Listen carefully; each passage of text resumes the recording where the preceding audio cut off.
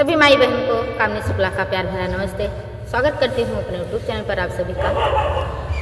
बहुत ही प्यारा दर्द भरा दहेज गीत है। आजकल दहेज की मांग बहुत ज़्यादा होती है, चाहे कुछ हो या ना हो, दूसरे का घर खलिहान दिखा दे, लेकिन मांग बहुत ज़्यादा करते हैं। बिटिया पहले देखी जाई। चलो। करने सगाई चले, करने सगाई चले, किसी के द्वार हो दहेजवा माँ दुल्हा मांगे, मारुति कार हो दहेजवा माँ दुल्हा मांगे। करने सगाई चले, करने सगाई चले, किसी के द्वार हो दहेजवा माँ दुल्हा मांगे, मारुति कार हो दहेजवा माँ दुल्हा मांगे। घरे कई घरैया अपन जलवा दिखावे, घरे कई घरैया अपन जलवा दिखावे। खेत खलिहान वाही बसरक देखावे, खेत खलिहान वाही बसरक देखावे।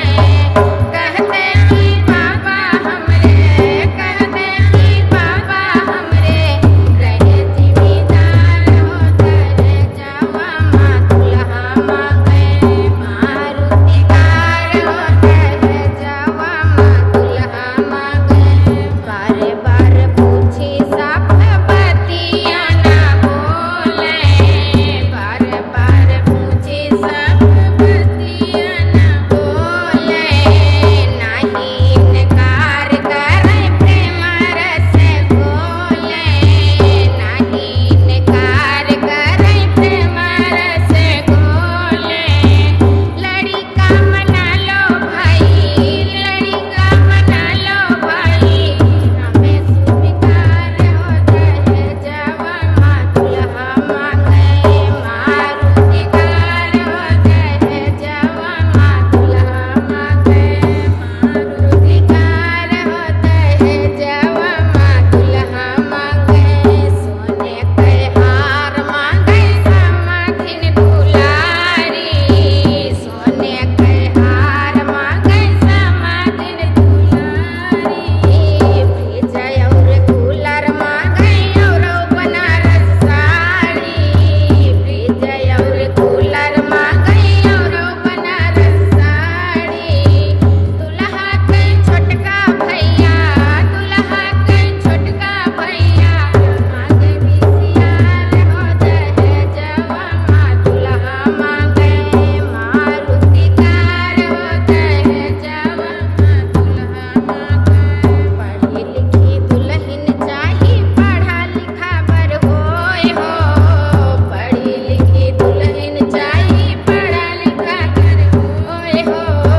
शिक्षित परिवार होवे प्रेम रस बोले, शिक्षित परिवार होवे प्रेम रस बोले। सगरौ बाराती मांगे, सगरौ बाराती मांगे, मछली बहार हो दहेजवा माँ दुल्हा मांगे, मारुति कार हो दहेजवा माँ दुल्हा मांगे।